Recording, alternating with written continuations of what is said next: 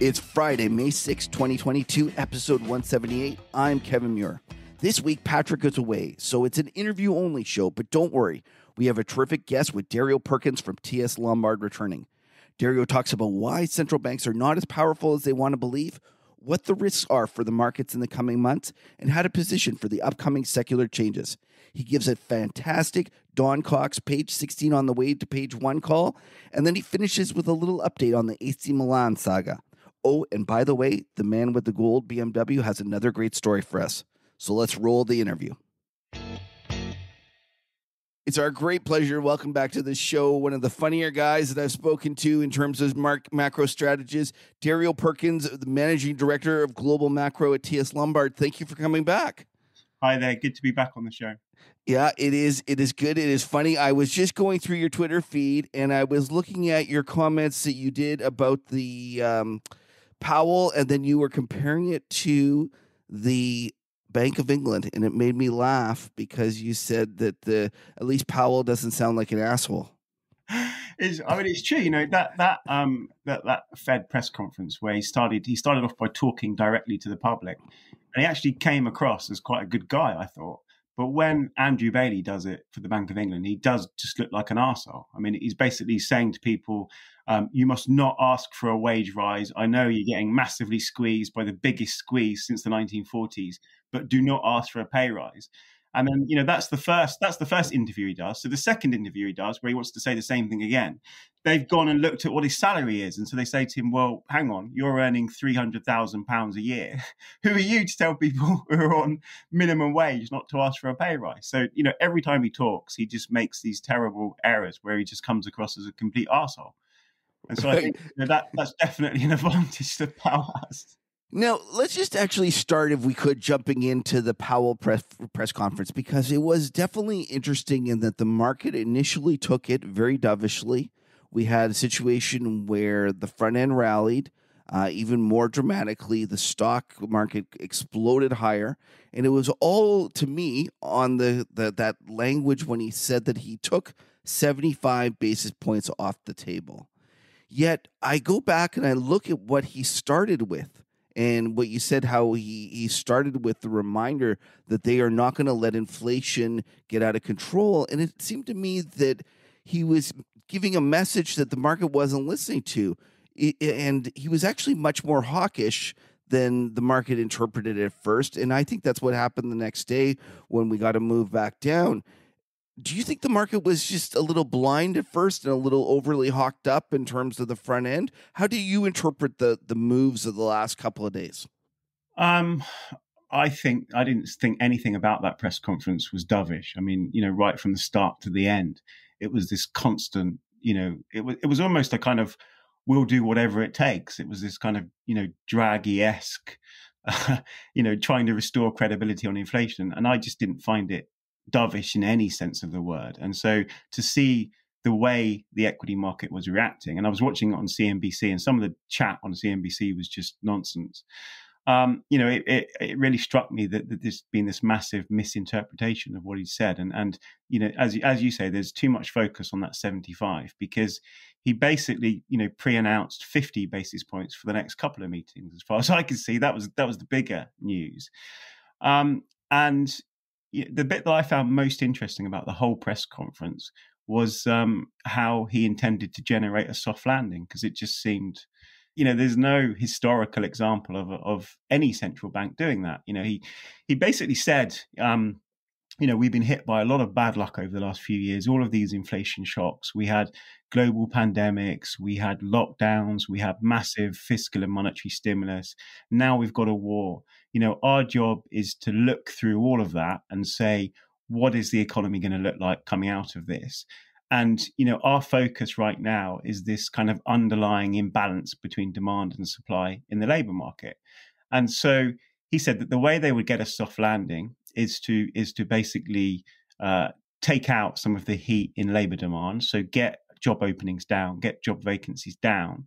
And he would be able to do this without causing the unemployment rate to go up, because it would just restore this kind of magical balance to the labor market. And honestly, you know, if that's what a soft landing depends on, I really think we're screwed, because there's just no example of a central bank doing anything like that in history. The best they've been able to do is kind of generate a recession by ramping up unemployment. And I just think, a soft landing at this point is mostly about good luck. That kind of very sophisticated idea that Powell laid out on Wednesday just seems impossible. I see in one of your pieces here, you go through the last, what is this, half a decade of Fed tightening cycles, and you talk about whether it was a soft landing, a hard landing, and you go through it. And yes, you're absolutely right. Out of the 10 or 12 of the different slowdowns, let's call them, there was very few soft landings. I think there was a couple, but there was also a few bubble bursts.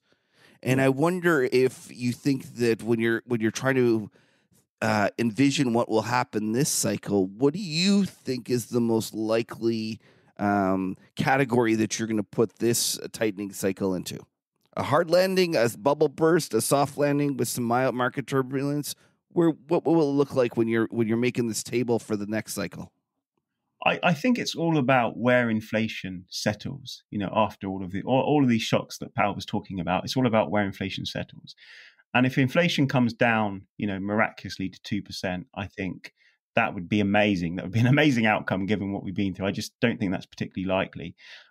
If inflation settles in, say, a 2 to 4% range, I think the Fed would accept that. They might not be happy about it, particularly if inflation is, say, 3.5%. But given the choice of trying to get inflation from 3.5 to 2, and having to cause a recession to do that, I think that they would effectively be increasing their inflation target. I think there would be this kind of revealed preference for higher inflation because they wouldn't take the actions that they would have to take to really get inflation down. So I was kind of on team transitory, but it was a more kind of transitory, but things look quite complicated pretty early on. When we started to see that broadening of inflation, I became more concerned about inflation. I think there's a good chance that inflation will drop down to where the Fed's prepared to tolerate. And if that happens, then then we can get a soft landing. I think it's going to be quite bumpy. I think we've been in this kind of fake COVID cycle for the past 2 years. It's confused a lot of people. I think that we've got this kind of near-term recession scare to get through first. But I think if we get this soft patch in the global economy, which will actually have very little to do with what the Fed is doing, that's probably our best chance of getting through this and not having some kind of disastrous recession. So I think there is a path. I don't think it's nearly as Powell gives you this kind of impression that the Fed is going to be able to generate this soft landing by this kind of very deft move of reducing hiring, and I think it's going to be down to good luck really. And I think you still have to believe that a big part of inflation is transitory to have any sense. And so when I looked at those soft landings, you basically have you have 11 tightening cycles since the 60s. You have 2 soft landings. One is a bit debatable, so that was in the late 60s. You have the 1994 soft landing, which was incredibly bumpy for financial markets. You had that massive bond sell-off, and then a whole load of EMs blew up, and you had a big wobble in the equity market. But that's probably the best case of a soft landing. So it's really kind of 2 out of 11 chances, which isn't great. But we've never had a soft landing when inflation is above 4%. Because when inflation is stuck above 4%, then there is a very genuine sense of overheating in the economy. And the only way monetary policy can really deal with that overheating is to cause unemployment to go up. And, whenever unemployment goes up, you have a recession. It's almost the definition of a recession in the US, rising unemployment. And then when unemployment starts to go up, you get all of these kind of non-linear and second round effects that kick in. And I mean, that suddenly you've got huge uncertainty about when and if the economy is going to recover from that. In there, you mentioned this fake cycle, and I read about it in your pieces that you argued that this cycle isn't a traditional business cycle or economic cycle, and that it's really an engineered cycle, so we shouldn't use the traditional textbooks. Could you just expand on that? Yeah, so I became a bit frustrated with clients asking me the same question over and over again, which is, where are we in the cycle? And this followed the whole of the 2010s, where the number one client question was, how long is this cycle going to last? When is this cycle going to end? And that went on for about 6 years of people saying, when is this cycle going to end? Now with this, I had investors saying, well, are we early cycle because we've just started to recover from this? Are we mid cycle because, the Fed is in a hurry to raise interest rates?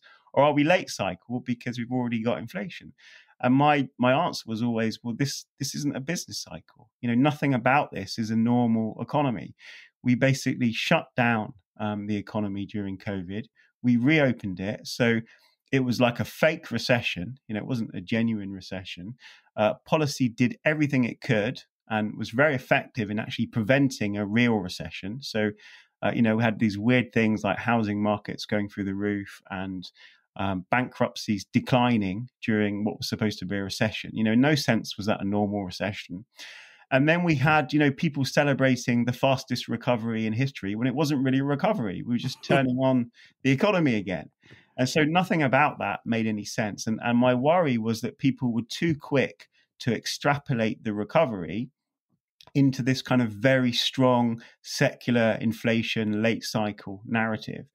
And, if what we were seeing were effectively still massive distortions in the economy that were being caused by COVID, so you had the big supply side problems, which are now getting worse again because of China.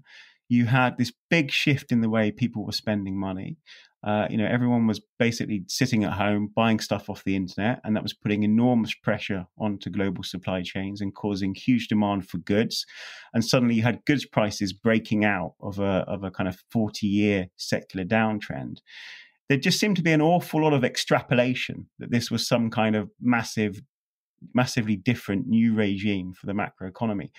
And I think it was just, a case of simple over extrapolation. And my worry coming into this year is that would just flip the other way because, the same way that you had this kind of bullwhip effect in global supply chains, that could then kick the other way.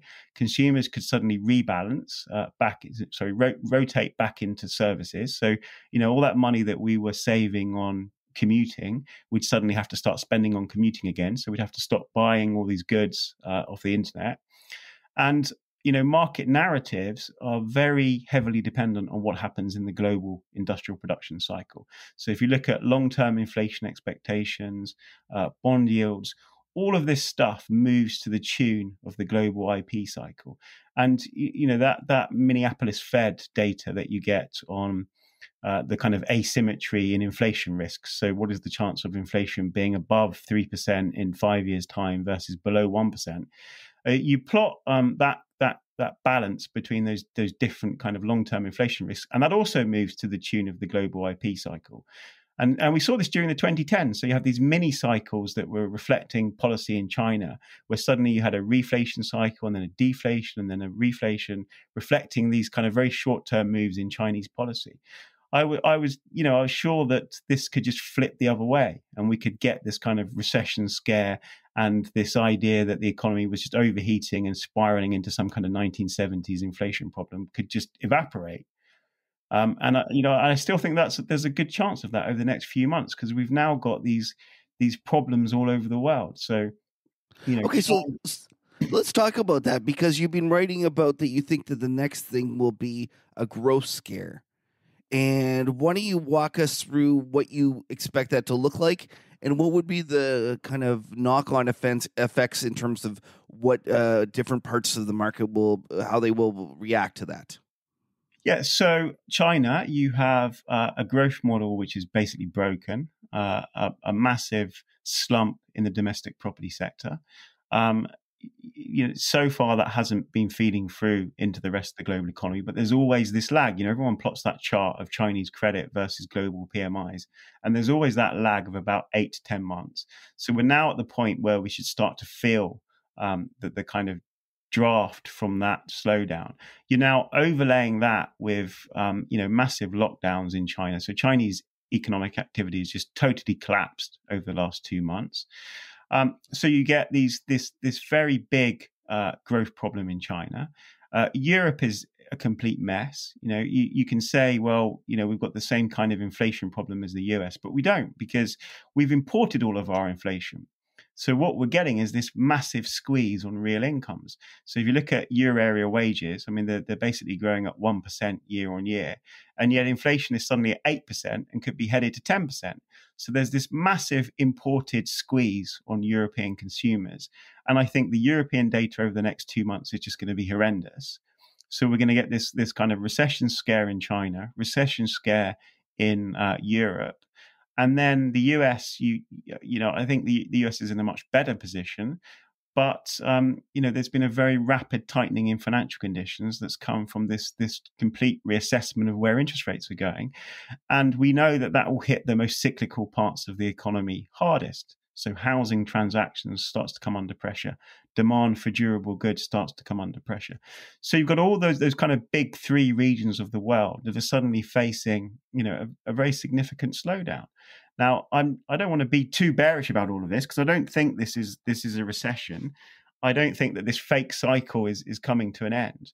But I think actually this could be quite helpful because we actually need this soft patch in the global economy, because a soft patch is probably our best chance at getting a soft landing. Because, at the moment, we have central banks everywhere that are just freaking out about this kind of 1970s ghost. I think you have to remember that the whole point of these central banks, their whole reason for being was to ensure that the 1970s could never happen again. And I think that they are seeing these at least superficial similarities to what happened in the 1970s, and they're getting a little bit freaked out by it. And so the danger now is that because they believe their own bullshit, because they believe that they're the reason that inflation has been low over the last 30 years, there's this, they believe their own hype from this. If you ask a central bank why inflation has been low over the last 30 years, they'll say it was their magical credibility that has anchored inflation expectations. I mean, it's nonsense. And so, why do you tell people? I'm guessing that you believe that fiscal is really the difference. But is that the case? First of all, is that really why inflation has been easy to keep under wraps? Is because the fiscal has been so starving the real economy of credit? Compared to the 70s, compared to the 70s, I think it's about institutions. We had you have this very long kind of super cycle in macro that lasts about 30 or 40 years. And so in the kind of 19th century, you had an economy that looked quite similar to the one that we've had over the past decade, kind of neoliberalism. And then after the Second World War, everything changed. And you had the start of trade unions, you had a kind of period of deglobalization, you had the beginning of the welfare state, you had this acceptance of big government. And that worked pretty well during the 50s and 60s. And then in the 70s, you get this very serious inflation problem. And it changed everything. And so you had, Reagan in the US, you had Margaret Thatcher in the UK, and you had this kind of attack on that post-World War II economy. And then we spent 30 or 40 years basically dismantling it. So we opened up, global capital markets. We opened up the global economy. We basically outlawed trade unions. We outlawed wage indexation. We basically, screwed workers. We destroyed worker power. And so, that's been the kind of dominant deflationary theme for the last 30 years, this kind of constant screwing of workers in favor of capital. So there's, this big super cycle depends on this balance of power between labor and capital. And I think, that super cycle is starting to change. And I think we're at a very early inflection point in that super cycle. But I don't think that much of this has got anything to do with central banks. I think that they've been taking credit for something that they didn't really do. Okay, so your argument is it's more about the increased labor supply and the lack of power in unions and that side. Why don't you talk about a little bit about it's demographics as well. So okay. Because that also affected the balance of power. So the 1960s and 70s, you have this very young militant workforce. And now, we have a much older workforce that, frankly, can't be asked to go on strike. So it's a bit different. Those kind of secular structural forces over the last decade have been very different. My worry about central banks is that because they believe this nonsense about the role they've played, they now see inflation breaking higher. and they believe it's on them to do something about it. So they're going to be overly hawkish. So that's the risk. And so we need something to make them think twice about that. And so, in that sense, a global growth scare over the next 3-6 months could actually be quite helpful. Okay, can I interrupt here? Because before we get off track on this topic, I'd love for you to kind of highlight one of the things that you've written about recently, which is the myth of the Bundesbank, the German central bank, about how they kept inflation under wraps, but you argue it actually has more to do with the labor and their ability to mandate that the unions wouldn't take as higher wage increases. Yeah, so basically after the 1970s, when we decided that economy didn't work anymore, we needed to take it apart and recreate it. There was a belief that central banks had played a big role in the inflation. This idea that they'd fallen behind the curve, or they were being fiscally dominated, or for whatever reason, central banks didn't do what they needed to do to keep inflation down. And so the one central bank that emerged from the 1970s with its credibility completely intact was the Bundesbank, because Germany hadn't had the second round effects. It hadn't had the really serious inflation problem. And so there was an argument that was very popular at the Bundesbank for obvious reasons, for the last 20, 30 years, as being that the Bundesbank effectively opted out of the great inflation. So because their policies were so fantastic, and because they were so credible, and because they targeted the money supply, they managed to avoid an inflation problem that made policymakers in the US and the UK look totally ridiculous. And so the argument from the Bundesbank has always been that whenever there's this kind of energy shock or an inflation shock, the central bank can always opt out of inflation as long as it's tightens policy aggressively enough. And so, they use that example of the 1970s. But, my reading of the 1970s is quite different, because, as I said, I think the 1970s was basically a power struggle between labor and capital. You'd had this structural slowdown in productivity, and then you had, effectively you had workers and companies arguing about who should bear the burden of this slowdown. And so in the US and the UK, you had, a decade of riots and strikes and, all of these labor disputes. And in Germany, you didn't have any of that, because, weirdly, you had very powerful trade unions, but they were coordinated in the sense that they worked together with employers. So the conflict between labor and capital just didn't arise in Germany. It didn't arise in Switzerland either, and those were the two low inflation countries in that era. So I think it was very much about labor institutions, about the behavior of workers. And it wasn't really about monetary policy. Yes, the Bundesbank kept policy a little bit tighter than the Fed or the Bank of England. But, we're not talking huge differences in monetary policy. And to believe that this relatively small difference in monetary policy could cause such a big difference in inflation outcomes, I think is an exaggeration. And the other thing about this is that, for a long time, the ECB listened very carefully to the Bundesbank. So, you had Ottmar Issing, who was the guy who wrote all of those papers. He was the former chief economist at the ECB and at the Bundesbank. He was the one writing all these papers about how Germany had opted out of the great inflation, and how, there were big lessons in that for monetary policy. And so whenever you had an oil price shock, you had this kind of Germanic approach to the oil price shock. So the big oil price shocks were 2008 and 2010, 2011. And what did the ECB do? Well, it listened to the Bundesbank. Yeah. You had Ottmar Issing going, oh my God, it's happening again. Oil prices are going through the roof. And then he's looking at break-even inflation rates. And as I said before, break-even inflation rates just reflect energy prices in the global IP cycle. So he's not only saying, oh my God, it's happening again. We've now got second round effects. And so then you have the ECB doing, the two biggest policy mistakes of the modern era, which was first tightening policy into a global banking crisis, and then second, tightening policy into a European sovereign debt crisis. I mean, you look back and it looks ridiculous, but that's where I think that philosophy gets you. And I think that they're in a similar situation now, because they have this very high level of inflation. They have all of this worry about second round effects, But all of that inflation is coming from overseas. It's coming from food, energy.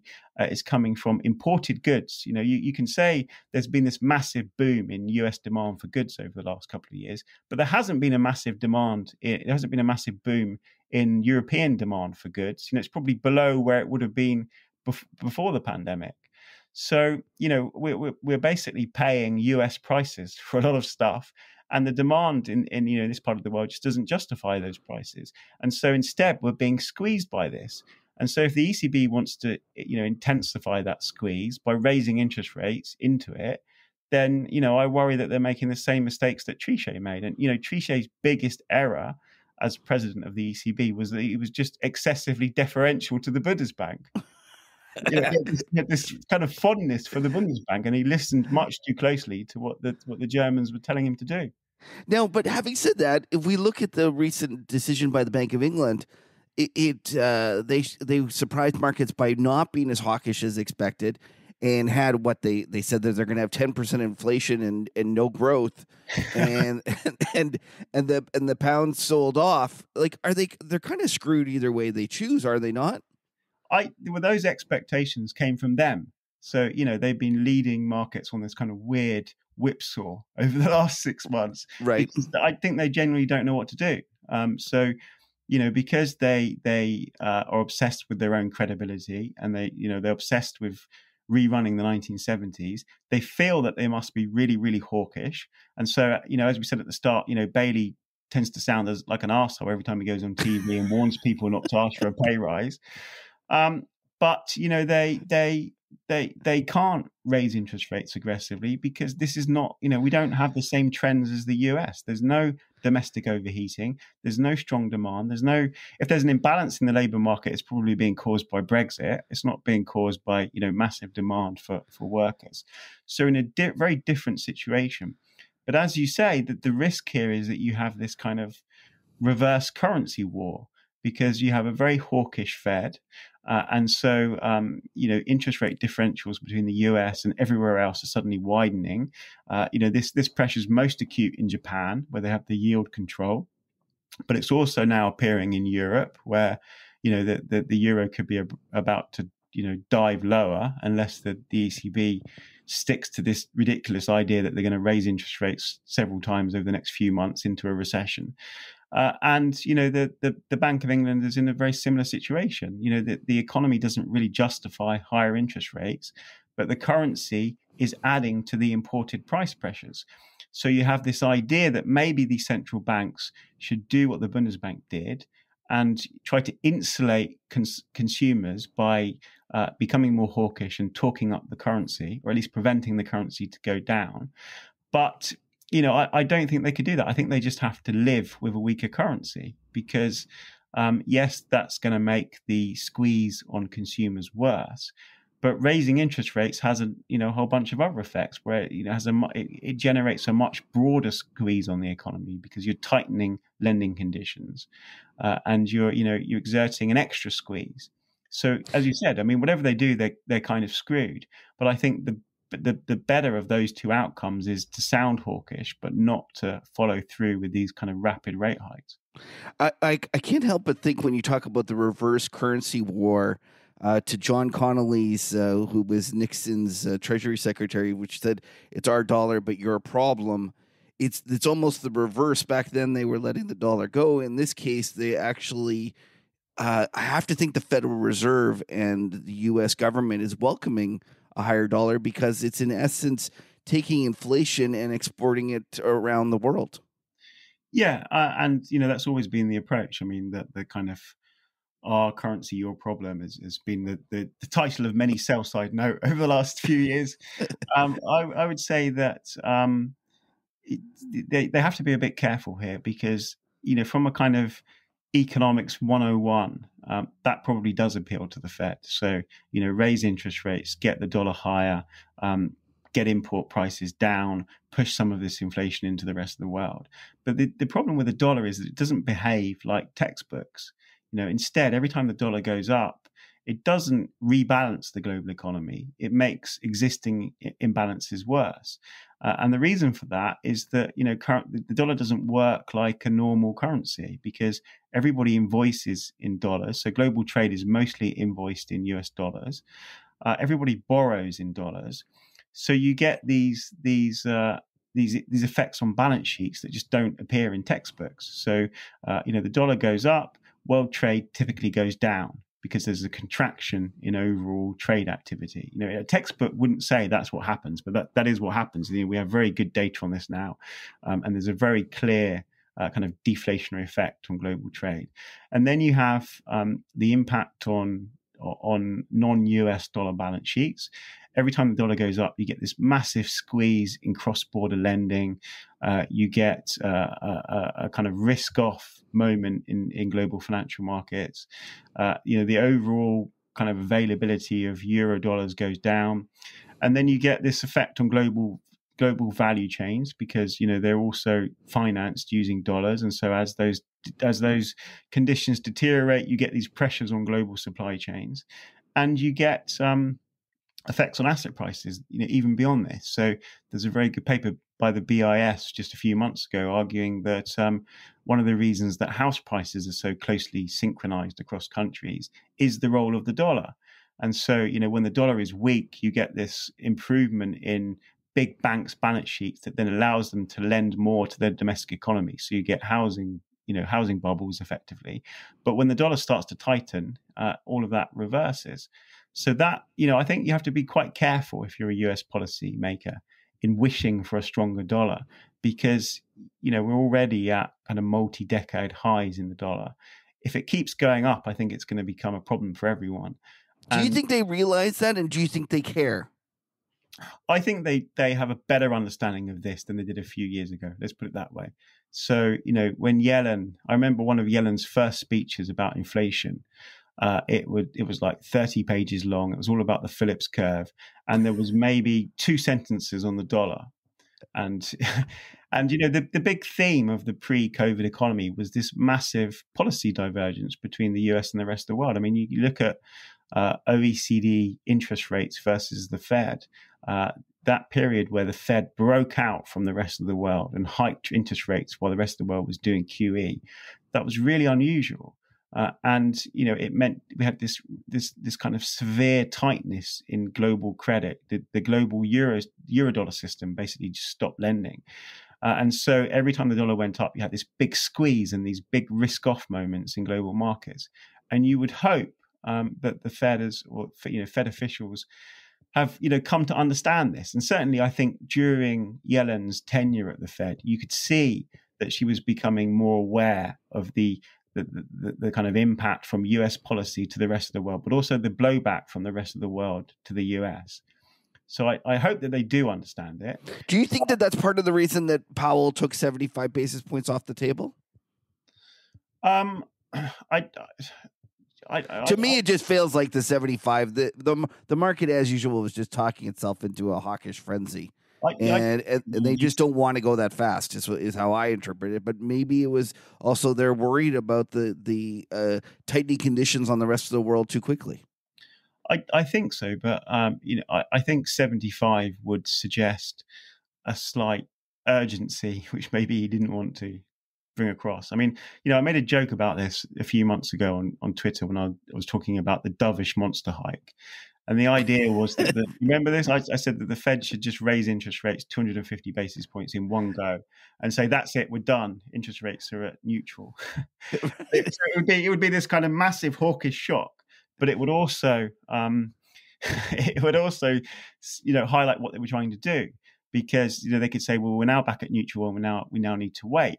And I think if you wanted to be kind to what the Fed is doing, I think that the policy cycle that we're seeing, like the business cycle, this isn't a normal business cycle, and this isn't a normal policy cycle. And so what's happened is that we turn the economy off and on again. Now we're effectively turning monetary policy back on again in terms of tight monetary policy. And so, in the same way that you had the fastest recovery, which wasn't really a recovery in GDP, we've now got, the fastest tightening, which is really just, trying to get back to neutral as quickly as possible. And so I think, that all of these central banks, they basically have this idea in their heads, which is, the idea is that, having turned the economy back on, they now need to get back to neutral as quickly as they possibly can. And this isn't about trying to get inflation down. I don't think these central banks think that the interest rate hikes they're doing right now is actually going to cause inflation to go down. I think that they are nervous about inflation. They're nervous about the 1970s. They think inflation is going to come down by itself. They don't say transitory anymore because they can't, because it's been cancelled. But they believe that inflation is still transitory. And so, but they're worried about what if it isn't? And so they get back to neutral, and then they watch the inflation data and they see what happens, and they desperately hope that inflation comes down to a level that they're prepared to accept. And if it does, they don't need to go further. And if it doesn't, then they have to go further. So there's almost two stages to this tightening process. There's the very rapid normalization, which just reflects the weird cycle.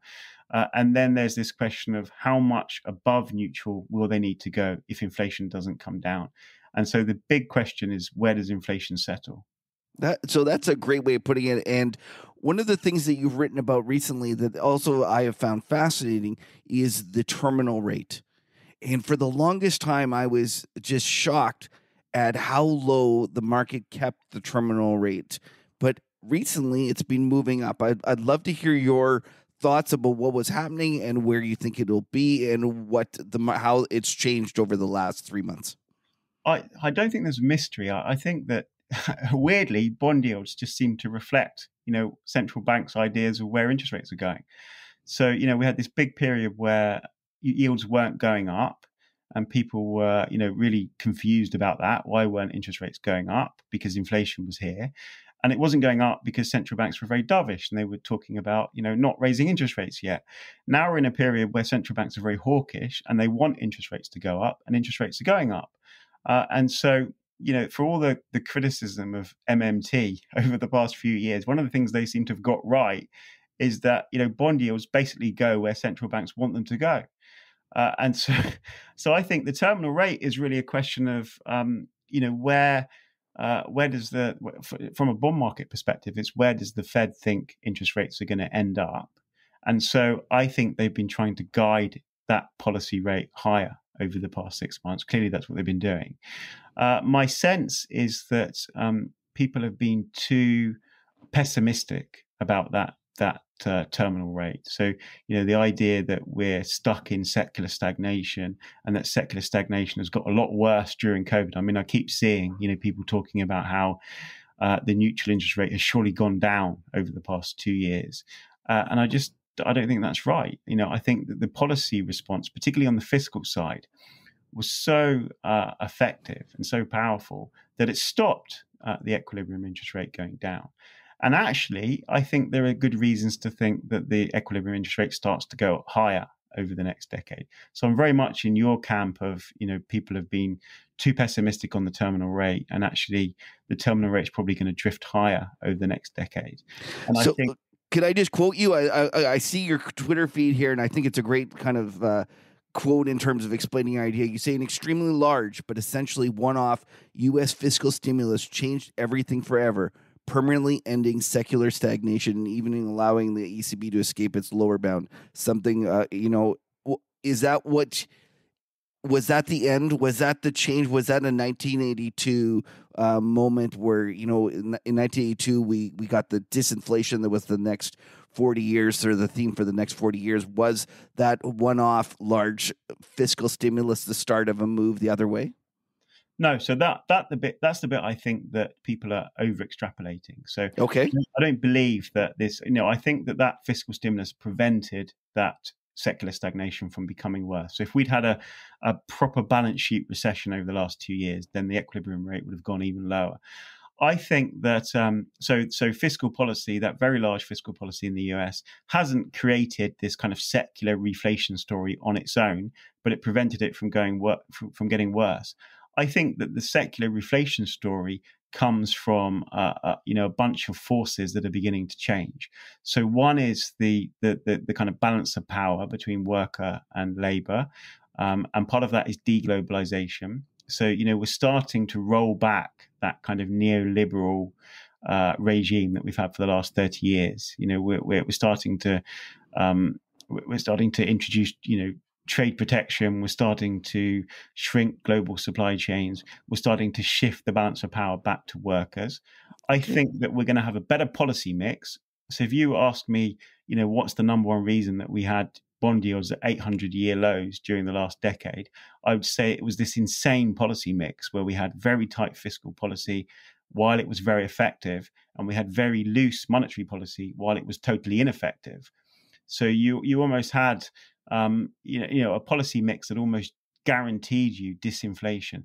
And I think that's beginning to change. And a big part of that is climate change, that we're going to get, massive increases in public investment in green technologies, particularly in Europe and China. But also I think the US is going to get pushed in this direction too. I think that we're going to need massive private investment in those areas as well. So we're talking about a different type of capex regime where we're going to get big investment. We're talking about deglobalization. I think we're talking about secular housing recoveries.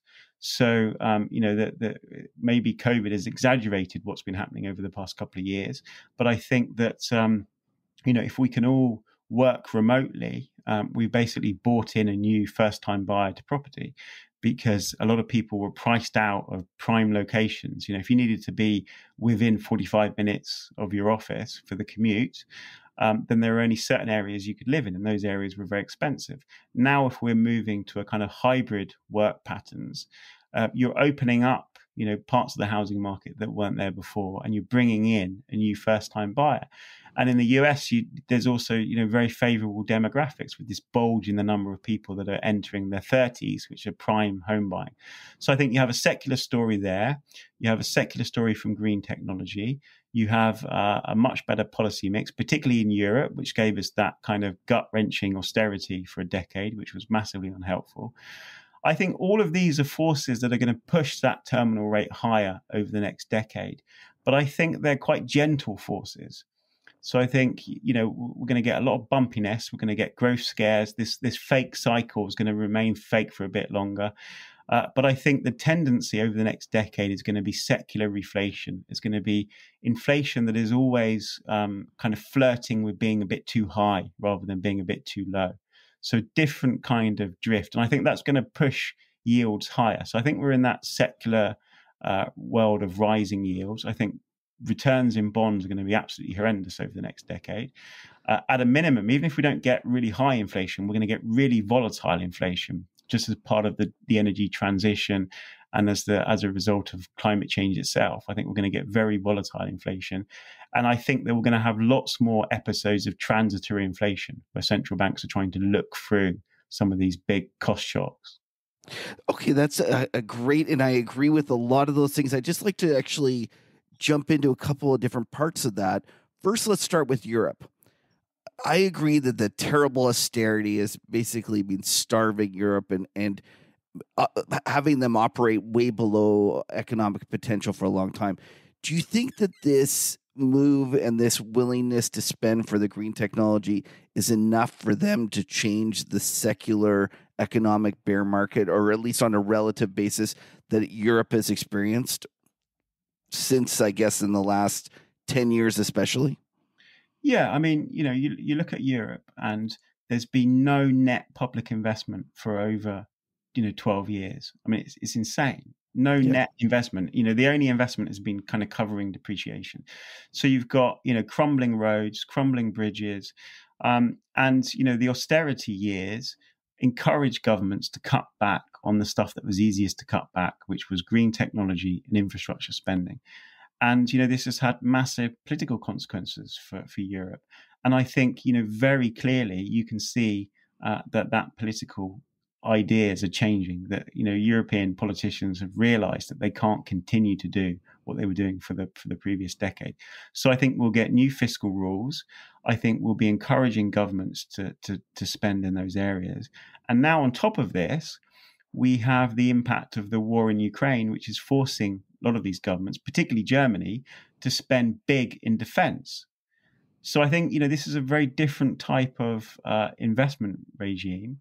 And, I've been calling this the tangible 20s because it's a world where I think, we're going to get higher growth, higher inflation, higher interest rates.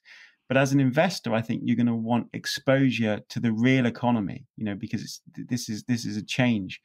And that secular stagnation world, zero interest rates, perma QE, the kind of massive re-rating of growth stocks, long duration tech, I think that's ending, and I think you look at the kind of performance of growth versus value, and you can get that data, back to the 1940s. That decade, the 2010s, is really unusual. That spectacular outperformance of growth over value, zero interest rates, bond yields continuously going down.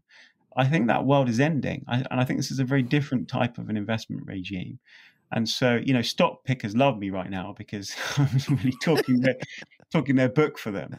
But I think this is a different type of investment climate that we're entering. And, it's going to be gradual and bumpy and messy. But I think that's the tendency from here on. So if I think about like a European pension plan manager, and if he or she wasn't overweight U.S. equities over the last the last 10 years, with the severe European equity index underperformance, and then also the collapse of the euro, they almost by necessity had to be overweight U.S. stocks. I could see a situation where if we step back, and yes, things are really bad right now for Europe, but if you're thinking with a longer time frame, we could have a move back into European equities over the next decade. Might look a lot different than the previous decade, in that the European equity manager might be selling their U.S. stocks and buying European stocks. Would that be a fair assessment of how you might also feel? Yeah, I think that's the gist of it, that this is a different type of investment climate. And, because we've had this fake COVID, this fake COVID cycle, and there's still more of that to play out. And now we've got the impact of Ukraine. Some of this is going to get overshadowed over the next few months because of this growth scare. And so, there's this, I guess you need to be quite defensive in that environment. But I think, rather than focus on where we are in the business cycle, which really makes no sense, given what we're going through, it makes a lot more sense to think about, well, how is the next decade going to compare to the previous one? And I think it's going to look very, very different. Okay, so let's go now to your housing story, because I like that one as well. And I would argue that especially in the U.S., where we have favorable demographics, a housing market that really hasn't gone up that much, especially in the heartland, and then you add this new kind of change in the way we're living. Walk us through what you think that's going to look like and how that's going to affect the economy and markets going forward. Because right now, let's face it, although you and I might be bullish on housing, the market is actually very concerned about it. And I hear all sorts of talk about how the U.S. housing market's going to crash and the interest rate rise. There's no way they can afford it, blah, blah, blah, blah. The bears are very excited about the next great big short in the U.S. housing market. And I view things differently. I'd love to hear how you view that as well. Because I think that there's a confusion about the kind of near-term effect of monetary tightening. So we know that when interest rates rise rapidly, that has an immediate effect on the housing market. So, it slows down housing transactions. And, that I think that's almost inevitable, over the next 6 months, that we're going to get a hit to new housing activity. But I think that when you look at the kind of underlying fundamentals for housing demand, I think that there's a very bullish story there.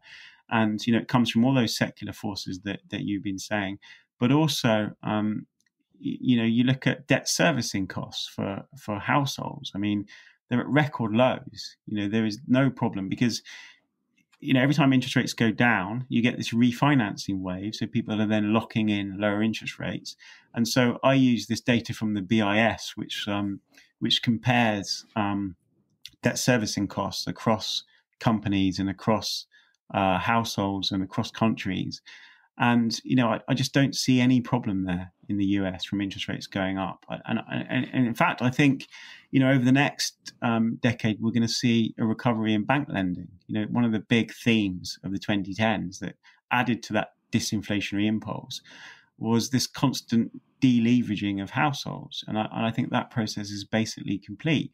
So I think you're going to have, a new first-time buyer living further away from their offices because they don't have to commute as often, actually getting bank credit. So, if you're a bank, you're using your money in a very different way. You're not just bidding up financial assets, you're lending to the real economy.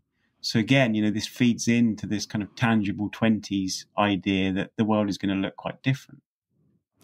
Okay, one of the things that you have the good fortune to do is go around the world and talk to different clients as you're telling your stories and about what you see. I would love to kind of understand what you're hearing, what your pushback is hearing from clients when you tell them these stories, and what you think they've been most surprised about in the last, let's say this last quarter, because there's no doubt that this last quarter has got a lot of people off guard. The bond market, for example, had one of the biggest declines out there, and that was even more shockingly, combined with one of the stock market pulling back. So just what has been the color that you've gotten, talking to various clients throughout the world? I'd say it's all about inflation. So, that's the only thing anyone's really wanted to discuss. And I think, this started last summer, probably, when the inflation data started to pick up, had a lot of clients asking about inflation. And although it was their number one thing that they were worried about, they were really relaxed about it. That idea that inflation was transitory was totally consensus. There was no pushback at all about the transitory view. And then I think, the inflation picture started to become much more complicated. And particularly from kind of autumn onwards, when you started to see this broadening of inflation pressures. And that's the thing that spooked central banks, because suddenly, they could no longer just point to one or two bits of the CPI where you had the inflation problems. It now seemed to be becoming broad-based. And so then you had this very aggressive ratcheting up of the hawkishness from central banks. And I think, that has spooked a lot of people. And I think that, it's just a very different type of inflationary backdrop to the one that investors have been used to for such a long time. So, it's always quite difficult to judge how concerned investors are about inflation. But I think that there is, an awful lot of anxiety out there now because, they're finding it very hard to see a world where the inflation goes away without a recession. So, the big focus right now is on the soft landing and whether a soft landing is actually feasible. And I think rightly, there's a lot of skepticism about that. Do you think that the long-term money, like the pension plans, the endowments, do you think that they've adjusted their portfolios to reflect, let's just say, the potential for an increased secular inflation that we've talked about today?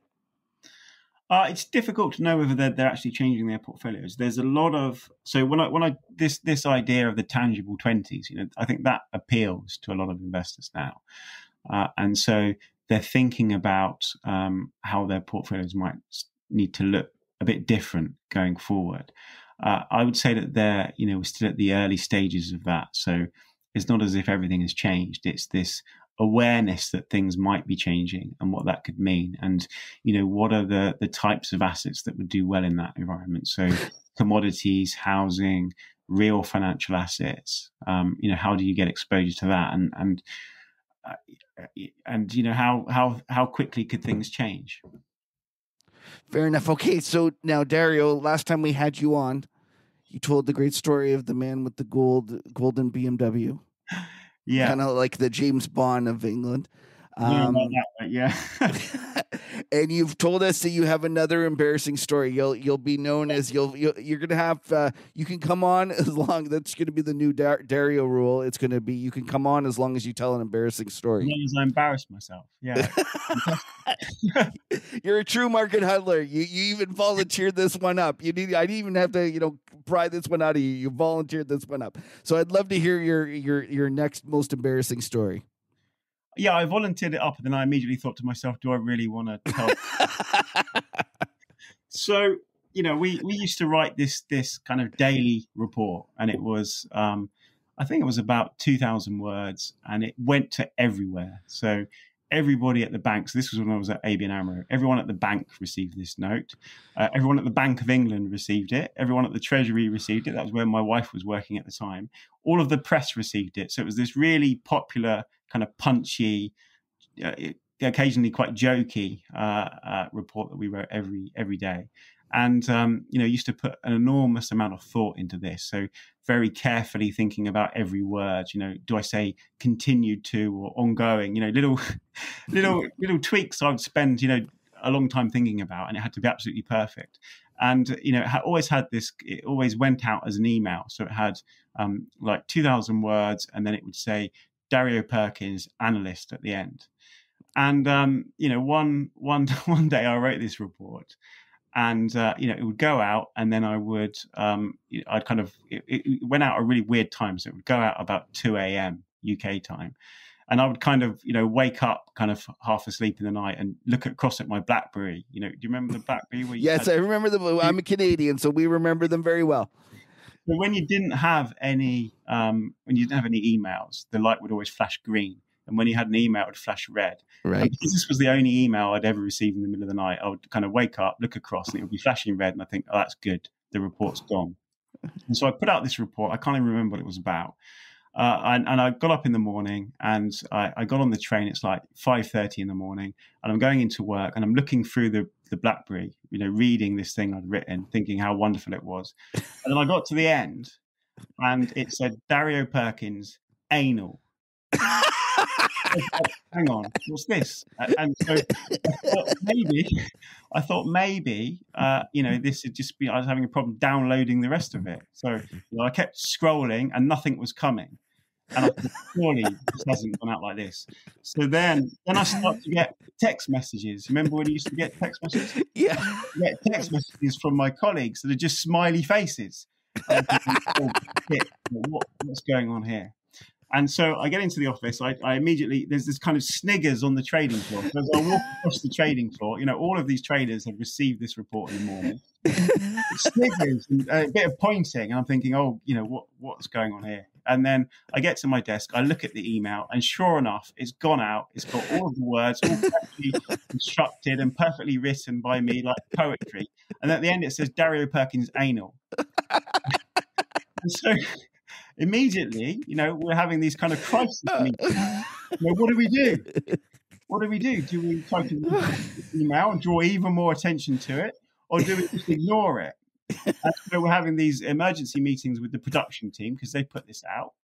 And they're having these very serious meetings. How has this happened? And they're trying not to laugh because obviously they think this is hilarious that this has happened. And I'm deeply embarrassed. By the afternoon, I'm getting messages from my wife at the Treasury saying, "Oh my God, what have you done?" And my colleagues are reading this, and they're all laughing at me. And then, so then the production team go away, and we have another crisis meeting in the afternoon, and they say, "Oh, we figured it out. We know what's going on. There was a character limit that we didn't know about on the email." And because you wrote too much, because you wrote more than you normally do, in your very careful redrafting, you've actually added too many words. We've cut off the last 3 characters of the text in the email. It's gone out as Dario Perkins anal. And they said, but you have to know that the probability of this happening is like 1 in 500,000. Well, how does that make me feel better? How does that help? It's kind of like how they always say that this is a once in 100,000 a year event, and this market crash, and then it happens every year. Yeah, so I learned a very valuable lesson in that, which was try to keep things concise and not. That's right. Well, there you go. Your problem was you were too wordy, and that's what happened. And that's a great story. Thanks for making me laugh today, Dario.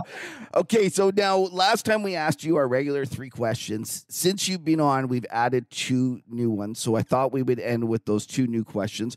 The first being that the Byron Ween surprise. Byron described a surprise. I'm having trouble speaking today. A surprise is something that he thinks the market assigns a less than 1/3 chance of occurring, yet he thinks has a greater than 50-50 chance of occurring over the next year. Do you have a Byron Wien surprise for us? So this, I think, is the recession scare. That we're just over extrapolating. What was been a very strong recovery from COVID into this kind of boomy late cycle environment, and actually that could flip very quickly, and we could very quickly be talking about a recession scare. And I think definitely Europe is already happening. China is already happening. I think you get any kind of cyclical weakness in the US, and suddenly you're going to have this kind of real global recession scare, and I think that's going to take a lot of the momentum out of bonds. I'm not sure, if yields collapse because of it, because we're still going to have the kind of inflation side of this. Central banks will still have to be quite careful, but I think it could, drastically change a few market narratives over the next few months. Got it. Okay, and then the next one is the Don Coxe, a famous Canadian strategist. He used to talk about investing. You shouldn't invest on what's on page 1 today. You should invest on what's on page 16 on the way to page 1. Do you have a Don Coxe on the way to page 1 story for us? So this, I think, is about debt servicing. So I did a lot of work over the last few months looking at vulnerability to interest rates going up. So what are the bits of the global economy that look most sensitive to higher interest rates? And so what I think you're looking at is debt servicing, which depends on the total amount of debt and the level of interest rates, and whether those interest rates are fixed or variable. So, if you've got a lot of variable rate mortgages, for example, and interest rates go up, you start to get an immediate squeeze on households. And I think you're looking at the speed of debt growth. So this is the kind of Minsky-esque, if you have a period where credit is growing unsustainably strong, then you worry about a very rapid Minsky type moment in that. And so when I look across the global economy, there are a few areas that really stand out as problem areas. There are a few areas in the euro area. So you've got very high levels of corporate debt, for example, in France. So you worry about what would happen to French corporates as interest rates go up. There are a bunch of Nordic countries where you've had a lot of kind of variable rate lending, and you've got a lot of extra debt. But the one that really stands out above all of these, and I think that's quite close to home for you guys in Canada, is Canada. And I'm going to be a kind of macro tourist here because I'm not an expert on Canada, but I would say that on every single debt metric I look at, Canada just stands out as an absolute accident waiting to happen. And so, you think about, basically, I think you worry about countries that didn't have a banking crisis in 2008 because they've just leveraged up continuously since then because of low global interest rates. And then you look at Canada, you've got record levels of household debt. You've got record levels of corporate debt. You've got the fastest pace of debt accumulation, of any of the OECD countries. And now, during COVID, when I look at Canadian house prices, they've gone up 40% in about 18 months. Which immediately screams to me that there's some kind of problem here. And then I discovered that Canadians have been moving out of fixed rate mortgages into variable rate mortgages, which just intensifies that rate sensitivity. So if there's one area that I think you need to worry about in a rising rate environment, it's what this is going to do to the Canadian economy.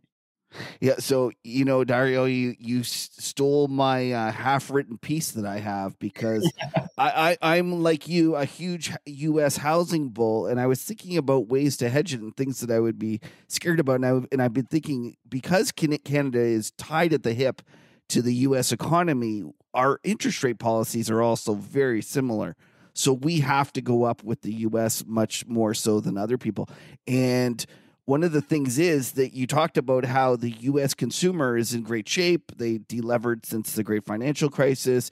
And in fact, the millennials are still, too many of them are living in their parents' basement and never bought homes. It's the exact opposite situation in Canada. We've tacked on a huge amount of consumer debt. Every single millennial owns one, maybe two houses. And I completely agree with you. And I don't know about you, but the way I thought about it is, well, I could go short the Canadian housing related stocks, and that might work. But one of the other things that I thought about is trading the bed spread, which is the backs versus the euro dollar. One of my clients actually brought this to my attention. I was like, you know what? That's the greatest way to express this view. So I'm 100% with you that I think that Canada will not be able to raise interest rates as quickly as the U.S. because we're very quickly going to go into a recession. And I would argue the only thing that's saving us right now is energy. Yeah. Well, I think that's another reason that investors are missing that sensitivity, because they're just, bullish Canada because of the energy sector. And I just worry more about the domestic financial sector and the banking sector and, what this is going to look like. And, as I said, across the whole of the OECD, Canada just looks on a different level of these kind of sensitivities. And if you look at how much real estate is a portion of our economy, it's also way higher than most other developed countries. Yeah, you're right. We are a disaster waiting to happen from that perspective with the interest rates going higher. So listen, a little nod to Don Coxe. You chose a Canadian one. Unfortunately, you chose it on the dark side.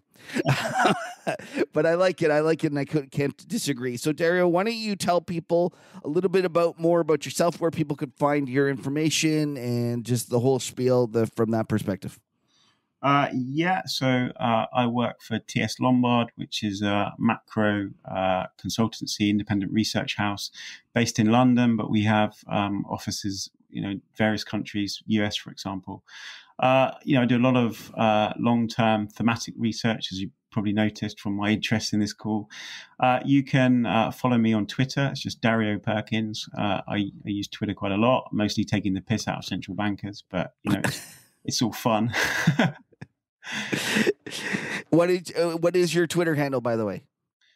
Dario Perkins. Oh, it's actually Dario Perkins. Yeah, but there aren't many Dario Perkins out there, actually. I think there's an American footballer called Darios Perkins. That's the closest I've ever seen. Oh, that's the closest. Speaking of football, I was going to end with this little question for you.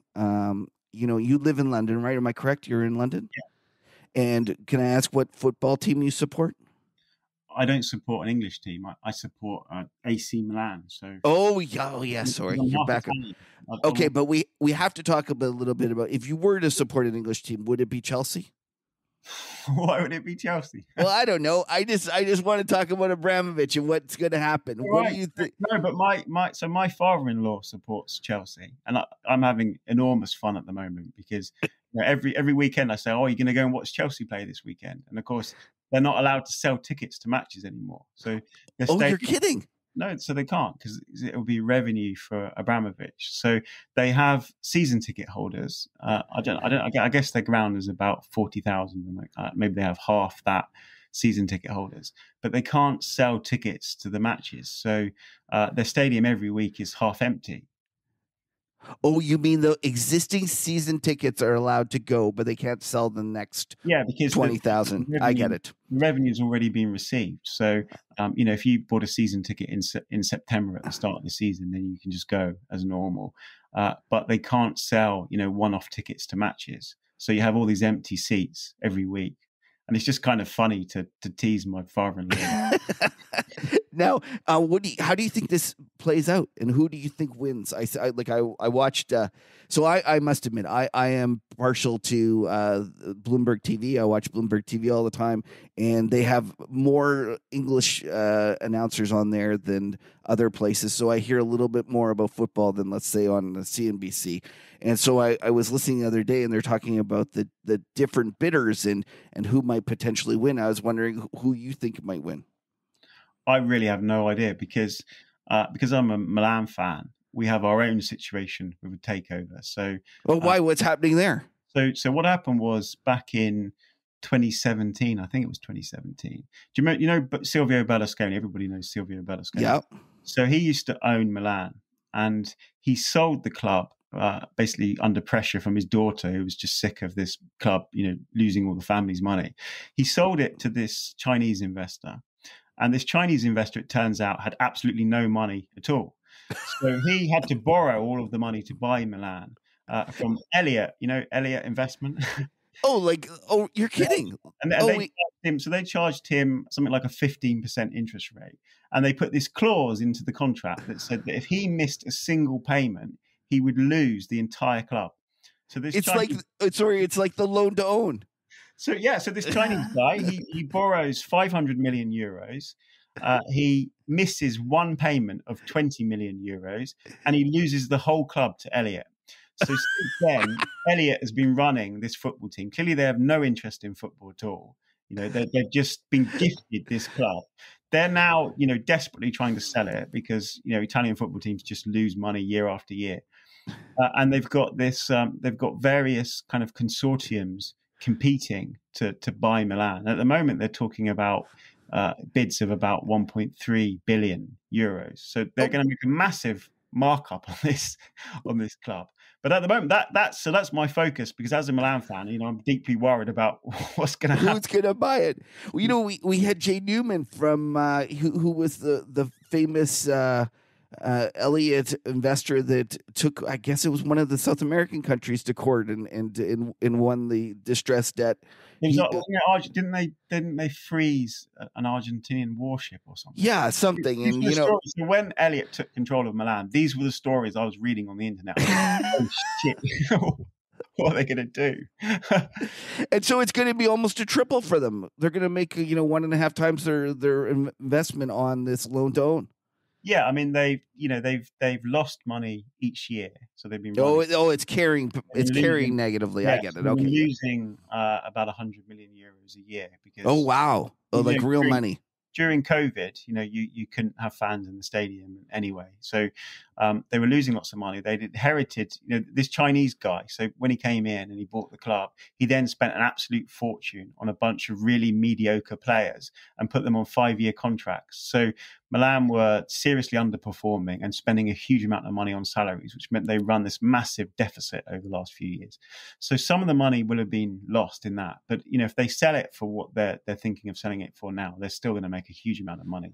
So who was this Chinese dude? Like, what was he thinking? Honestly, I don't. If you want the conspiracy theory, that's what. Listen, let's go for it. I have no idea if this is true. Yeah. But the conspiracy theory is that this was all one kind of big money laundering scheme by Berlusconi. So he found this dodgy Chinese account to kind of take ownership of the club, and then there was some kind of write-off. I have no idea, but apparently, that was the rumor in Italy, and so. When this happened and this Chinese investor purchased the club, you then had all of these kind of financial journalists from Bloomberg and Reuters trying to find, where this guy was based. And so they ended up in some kind of office in Shanghai where there was a plaque on the wall. That was it. There was nothing else. Really? And so there was always this kind of mystery about this guy and where he got the money from. And then, why couldn't he pay that money? Because he basically lost his entire investment because he missed one payment. And even in the kind of run up to that. So, when just before he defaulted and he gave the club over to Elliott, he had, various investors that were prepared to come in and buy him out of it. And so he would have got his money back, but he declined all the offers. And then he just defaulted and he just gave the club away. So he just wrote off 500 million euros and nobody really understands why. Was he just incredibly naive that he didn't think that Elliott would actually enforce these contracts and take the club away from him?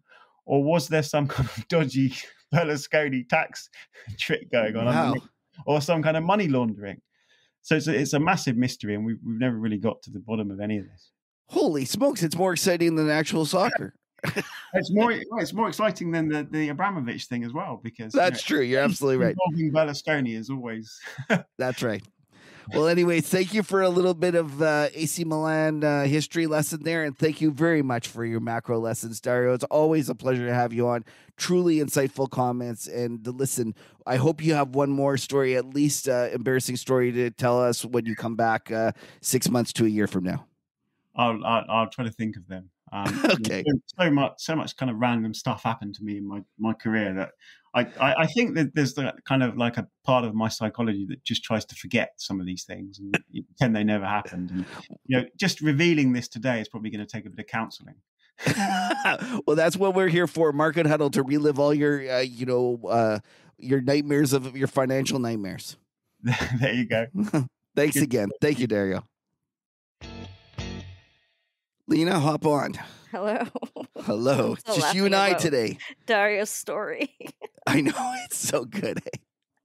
What I like best about it is don't use it in the title. And we're like, We're you not don't going need to tell us, Dario. We're not going to use it in the title. Oh. He is just one of the nicest guys, and I just love having him on. And his sense of humor is terrific, and his insights are even better. So it's just a pleasure to have him on. So it was great having him. And he's also a true huddler, listening to our show. Yes, he does listen to it. He does give us all sorts of feedback, and it's surprisingly, I was actually shocked. He says he actually enjoys the talking charts section with Patrick chewing crayons. At least there's somebody out there You'd that be very enjoys that surprised. section. There's lots of people that love chewing crayons.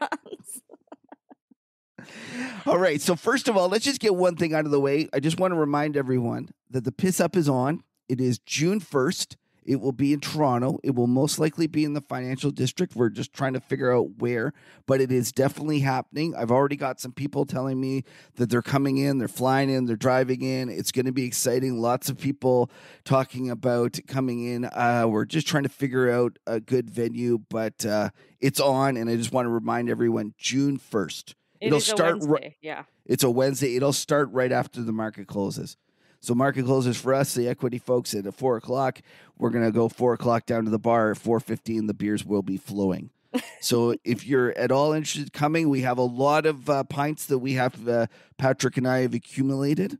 So it will be, there's no cost. You'll just come in and drink our pints and help us out and enjoy the company of other huddlers. So get your livers trained starting now. I get you. And you know, I'll have to figure out. I'm technically, because of the concussion, the doc said no booze. But I feel like it's close enough that I might start. Like I've been trying. I've been pretty good. I've been laying off the booze because of the conk. But I think I might have to make an exception, or at least let's just say that'll be the start of the end of my dry period. All right, so now we're just gonna have a little quick chat about. I watched a movie and it's a little bit of a sappy movie, but it was unbelievable in terms of I enjoyed it tremendously. As you know, I am a sucker for the sappy movies. I think that this movie though has the potential of being the best movie since Manchester by the Sea, which I also loved. It's called Coda. Have you heard about it? Oh, is this about, didn't the actor from this movie win an award this year? Yeah, I think they did. I did. I had no idea about it. ASL? Is that right? No, it's about a woman in a family of they can't hear, deaf people. That's raised by deaf parents. But she can hear. Yeah, and she likes to sing and listen. If you like sappy, if you liked Manchester by the Sea and those kind of movies, then go watch Coda. It is outstanding. Actually, let's look how many tomatoes it got. Do I need a box of tissues before I start watching? Yeah, you might cry. Although, one of the things that I do find is it depends if you have your stage in life, because this is more about like having teenagers and stuff. So maybe it resonated more with me than some. But it got a 91 tomatoes. Oh, I'm sure. It sounds like it's going to be one of those tearjerker sort of. Yeah. So if you're looking for something to watch, go watch Coda. In the meantime, though, on a less sappy note, did you see Ozark is back? Yes, I started watching the second half. I did too. One episode. I actually I didn't like the first 8 or whatever, but I like these next ones even better. I don't know if I was just. I don't know where they're going with it, but it's got. Isn't this this is it, right? Like they've already said this is it. I think so. Because I just don't even know where else they could take it. Like I'm surprised that they've even gone this far with the story. It's good though. It's really good. Yeah. It's really for those that if you've forgotten about it, they've stuck up the next 4 or 8 or whatever it is. I'm not really sure, and they're terrific. Go watch it. Yeah. So there we go. So there's the 2 recommendations. You got the Coda and you got the Ozarks. Very different genres. That's but yes, true. Both excellent. And don't forget June 1st for the Piss Up. Yes. Okay, great. Well, thank you everyone for tuning in, and we'll see you next week. And hopefully Patrick will be back for that show. Let's hope. Keeping fingers crossed. Take care, everybody.